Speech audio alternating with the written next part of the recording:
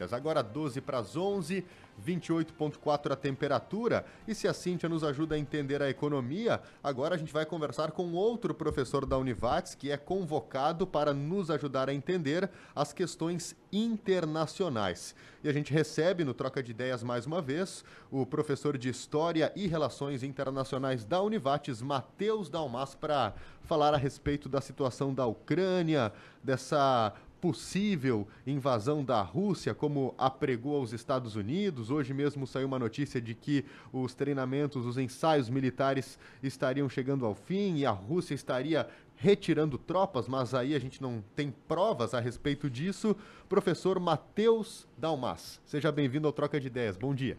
Bom dia, Nicolas. Bom dia, Rita. Bom dia. Pois é, mais uma vez a notícia sobre a crise da Ucrânia volta à pauta, né, do noticiário internacional. E se a gente pudesse resumir, né, em poucas palavras, por que acontece essa crise na Ucrânia, a gente poderia dizer que ela se refere muito ao fato da Rússia ter deixado de ser uma superpotência e muito tem a ver com estratégias da Rússia de voltar a ser uma superpotência. Então, dito de outro modo, houve um tempo, quando a Rússia era a União Soviética, em que ela tinha o status de superpotência, né? Uma superpotência tem poder econômico, poder militar e capacidade de fazer aliados globalmente. Com o esfacelamento da União Soviética, a Rússia entrou num período de crises econômicas. Teve uma crise econômica aguda na década de 90 durante o governo do Boris Yeltsin, né? Foram 8 anos de Boris Yeltsin com a Rússia apostando num liberalismo econômico que não deu certo.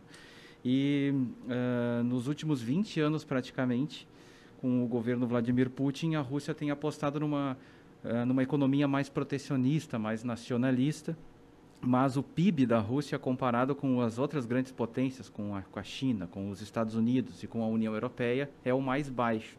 Então, a gente poderia dizer que desse G4 das grandes potências, a Rússia é a que tem a economia mais frágil. E não só tem a economia mais frágil, como também o material bélico, do ponto de vista tecnológico, tem ficado mais defasado na comparação com a China, que vem substituindo a Rússia como a grande rival dos Estados Unidos em termos de material bélico. Então, no G4, daria para dizer que a Rússia está quase que caindo do G4, porque na medida em que ela não tiver mais um material bélico de altíssima tecnologia, ela nem classificada como grande potência seria. Bom, e o que isso tem a ver com a Ucrânia? A Ucrânia fazia parte da União Soviética. E nesses últimos 30 anos, a Rússia tem mantido com os seus ex-parceiros da União Soviética um papel de liderança e um papel de parceria econômica. A Rússia é a grande abastecedora de gás natural e petróleo dos seus ex-parceiros da União Soviética. Eram 14 países, mais a Rússia, que formavam a União Soviética, e a Ucrânia era um desses integrantes. Geograficamente, a Ucrânia está localizada numa posição muito estratégica, porque ela fica mais ou menos no meio do caminho entre a Europa Ocidental e o leste europeu. Então, para a União Soviética, para a Rússia, sempre foi importante ter a Ucrânia como um local de bases militares estratégicas para impor algum tipo de coesão, de coerção, né, no Ocidente. E na atual conjuntura, a Ucrânia já desde 2014 vem sinalizando com a possibilidade de se aproximar da União Europeia. Aí é uma estratégia da França e da Alemanha, que são as cabeças da União Europeia, de por que não convidar a Ucrânia para entrar na União Europeia. Isso faria com que esse bloco econômico pudesse ter uma inserção maior no leste europeu. Se a União Europeia contasse com a Ucrânia passaria a receber gás natural e petróleo da Europa Ocidental e não mais da Rússia. A Rússia perderia um aliado histórico. Por isso que desde 2014 o Vladimir Putin já mobilizou tropas na região da Crimeia, onde a maioria da população é russa, como uma espécie de demonstração da Rússia para o governo ucraniano, do tipo, não vai para a União Europeia. A Ucrânia fica fazendo parte da esfera de influência russa. Naquela oportunidade, em 2014, 2015, houve uma reação por parte dos Estados Unidos e da União Europeia, que foi mais ou menos igual a essa. Retórica, reprovando a invasão, ameaças de sanções econômicas, e o Vladimir Putin afirmando que nada mais, nada menos fez do que garantir a segurança dos russos que moravam na Ucrânia. E essa situação ficou congelada nos últimos 8 anos, praticamente. Não houve nenhum tipo de conflito, de tensão bélica, né, por causa dessa invasão na Crimeia há 8 anos atrás. E agora a nova conjuntura é um convite feito pela OTAN, né, para que a Ucrânia fizesse parte dessa organização militar. Se a Ucrânia entrasse na OTAN, significaria que a OTAN poderia ter bases militares na Ucrânia e poderia operar militarmente na Ucrânia toda vez que a OTAN julgasse que a Ucrânia se sentisse ameaçada. Apenas um passinho atrás, o que é a OTAN? Então, a OTAN, a nomenclatura significa a Organização do Tratado do Atlântico Norte. Essa organização foi criada na década de 40, mais precisamente em 49, né, durante a Guerra Fria. Foi um pacto militar feito entre as grandes potências do hemisfério norte, europeias e norte-americanas, então Canadá, Estados Unidos e as grandes potências da Europa Ocidental, que naquela oportunidade, na década de 40, década de 50, num momento ainda muito tenso da Guerra Fria, havia sempre aquela possibilidade de um conflito entre os países capitalistas do Ocidente e os países socialistas do leste europeu. Então a OTAN foi uma espécie de organização militar que servia para manter um poder coercitivo diante do bloco socialista do leste europeu. A reação da União Soviética naquela oportunidade foi criar o Pacto de Varsóvia, que era o equivalente à OTAN dos países socialistas. Com a queda da União Soviética em 91, né, reparem, né, já faz 30 anos isso, né, com a queda da União Soviética e o fim do Pacto de Varsóvia, para que serve a OTAN, né? Poderia ser uma boa pergunta. A OTAN foi criada para marcar, vamos dizer assim, estava jogando no gramado para marcar o Pacto de Varsóvia. O Pacto de Varsóvia não existe mais a Guerra Fria. Para que serve a OTAN? Então, a OTAN tem servido nessas últimas décadas muito mais como um recurso que os Estados Unidos utiliza, sendo ele a superpotência, impondo liderança perante os aliados da OTAN. Os Estados Unidos, de vez em quando, utilizam a OTAN para fazer ações militares em que não deseja fazer unilateralmente, sozinho. Então, busca parceiros da OTAN para não arcar com o custo de uma intervenção militar em algum lugar do mundo e compartilhar esse custo. Então, com a OTAN, por exemplo, os Estados Unidos fez intervenções na Síria, né? Com a OTAN, os Estados Unidos fez intervenção no Irã, e agora aciona a OTAN de novo, né, como um meio através do qual se pudesse diminuir o poder da Rússia no leste europeu e ampliar a presença militar do hemisfério norte, da Europa Ocidental, no leste europeu. Aí a reação do Vladimir Putin foi bastante radical, no sentido de, Ucrânia na União Europeia já seria ruim, Ucrânia na OTAN seria pior ainda, porque aí é uma questão militar, né, é uma questão de defesa, e por isso, então, a reação da Rússia foi com essa mobilização de tropas. Essa reação, será que ela de fato vai adiante ou realmente está recuando, né, conforme a gente tem visto nas notícias assim, que pode haver esse recuo? Ou é mais para daqui a pouco, né, só fez uma demonstração ali para dizer, olha, nós estamos aqui, nós estamos de olho, nós, né, estamos prontos para qualquer, né, se for necessário a gente invade, mas e agora demonstra um recuo. Então, o que pode representar isso? É mais para dizer que estão ali ou exatamente. Ou há esse risco ainda de que realmente ocorra essa invasão? Eu avalio que não há o risco é mínimo, porque não há interesse por parte de nenhuma das grandes potências em se envolver num conflito bélico agora. Então, repare, do ponto de vista russo, a Rússia já tem problemas econômicos há décadas, tem um material bélico que não é o mais tecnológico e de ponta no momento, na comparação com a China, com os Estados Unidos e até com a União Europeia. E a Rússia tem se esforçado muito em aumentar o leque de aliados no mundo ocidental. Eis a razão do Vladimir Putin curtir a visita, por exemplo, do presidente da Argentina, do presidente da França e agora do presidente do Brasil. Para a Rússia é muito interessante aparecer perante a comunidade internacional dialogando, mostrando que tem inserção no Ocidente. São as armas que a Rússia tem, a diplomacia nesse momento. Então, para a Rússia seria extremamente catastrófico entrar num conflito contra a OTAN. A chance da Rússia sustentar um conflito do ponto de vista financeiro é mínimo, né, e do ponto de vista bélico, as chances são reduzidas de ter qualquer vitória no confronto com essa coalizão. O país que seria o aliado da Rússia, o aliado diplomático da Rússia nessa questão, que é a China também não tem interesse nenhum em entrar em conflito militar nesse momento. O que tem garantido à China uma ascensão econômica e uma projeção internacional muito grande é justamente um período de paz e de negócio e de comércio. A China tem feito uma diplomacia muito voltada para o comércio internacional, para a negociação internacional.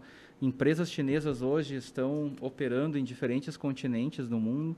Existem várias parcerias da China com governos do Ocidente.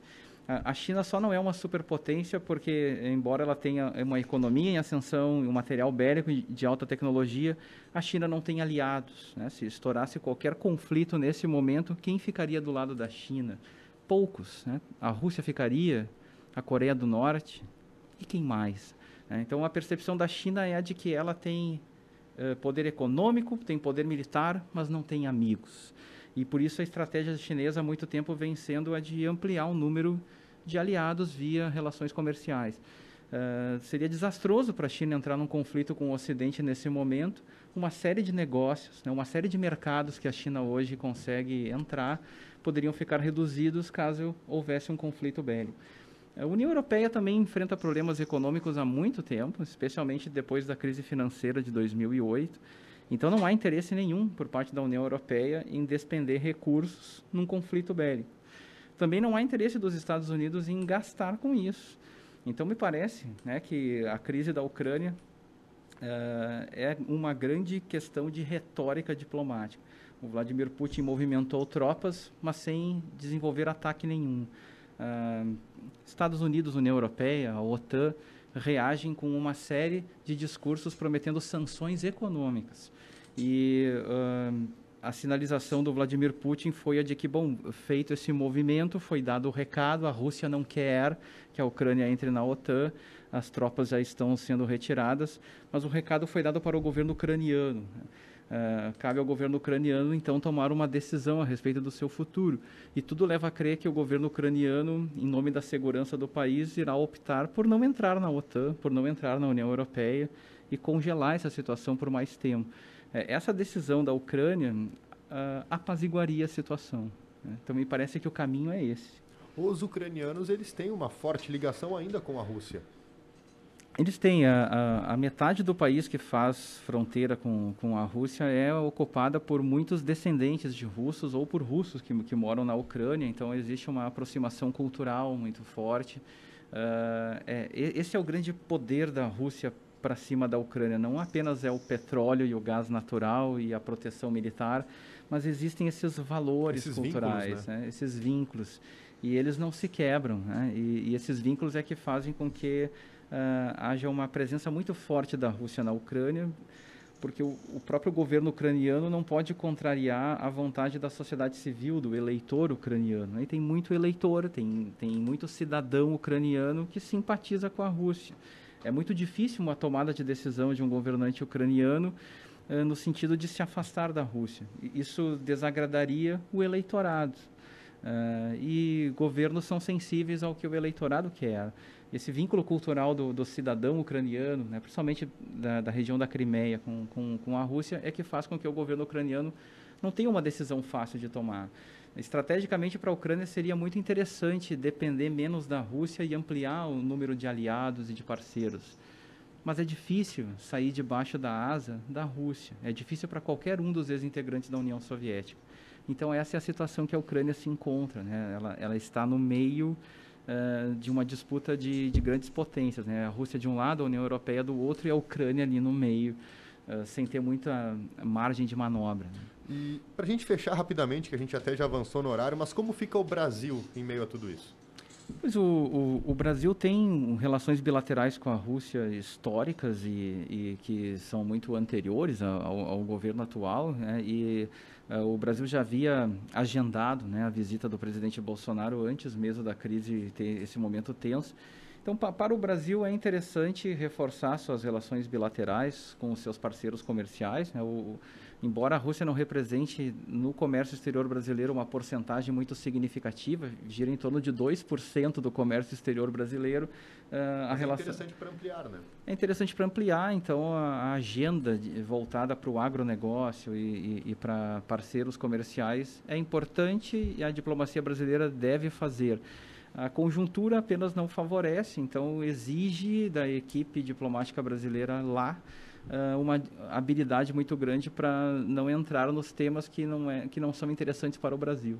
E pelo que a gente acompanhou, né, nos encontros que já começaram hoje pela manhã, né, no nosso horário aqui, desde as 7h40 da manhã já tem acontecido os encontros do Putin com o Bolsonaro. Estão falando nesse momento, inclusive. Estão falando.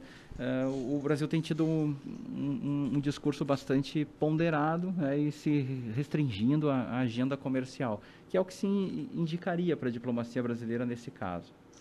Matheus, muito obrigada. Conversamos com o professor de História e Relações Internacionais da Univates, Matheus Dalmas. A gente segue acompanhando, né? Daqui a pouco a gente chama o Matheus aí. Esperamos aí um passar dos dias, ver o que vai acontecendo e a gente chama o Matheus de novo aí, porque é sempre tão bom entender melhor o que está acontecendo, né? Agora a história acontecendo nesse momento, então é muito bom que alguém que tem essa base toda possa nos explicar melhor.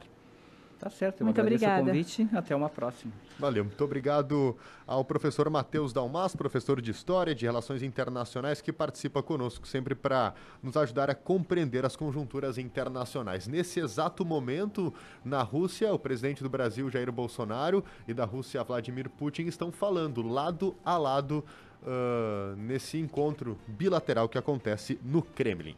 11h05, 29 graus e meio a temperatura. Vem aí o Independente Notícias, o intervalo, e já voltamos. CEAF, Semana Open House.